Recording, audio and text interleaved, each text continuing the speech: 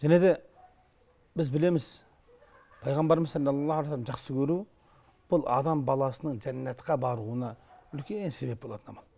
Пайғамбарымыз саллаллаху алейхи вассалам айтады ғой жаңа бір хадисінде, сіздердің ешбіріңіз толық иман келтірген болмайсыздар, тіпті мені өзінен де, бала шағасынан да, ата анасынан да, тіпті барлық адамдардан артық көрмейінше. Адам баласыны пайғамбардан бәрінен артық көру керек екен. Біз баршамыз білеміз, көп естеміз ғой, Омар ибн Хаттаб, Алла разы болсын. Бұл кісі пайғамбарымыз қатты жақсы көретін болған. Бірақ алғашында өзінен артық көре алмайтын болған екен. Пайғамбарымызға келіп тұрып, "О Алланың елшісі, мен сізді бүкіл нәрседен жақсы көремін, бірақ өзімнен емес, өзімнен артық көре алмаймын" деген уақытта пайғамбарымыз саллаллаху алейхи вассалам айтады: "Мені кім өзінен артық көрмейтін болса, ол толық иманды бола алмайды" деді.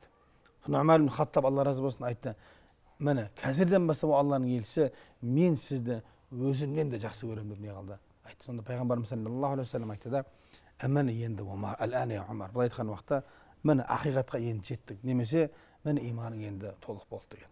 Қарап тұрсақ, құрметті ағайын, бұл пайғамбар жақсы көру біздің иманымыздың толық екендігін көрсетеді.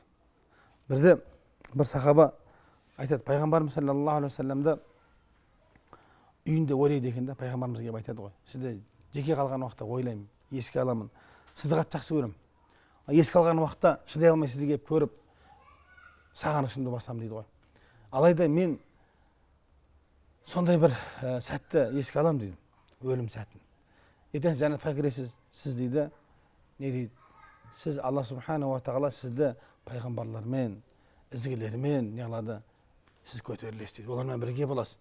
Бұл айтқан уақытта мен олардан болумен төмен деңгейде қалып кетуім мүмкін ғой, соны ойлаған кезде мен қобалжимын" деп не қылды, өзінің уәжін пайғамбарымызға айтты да.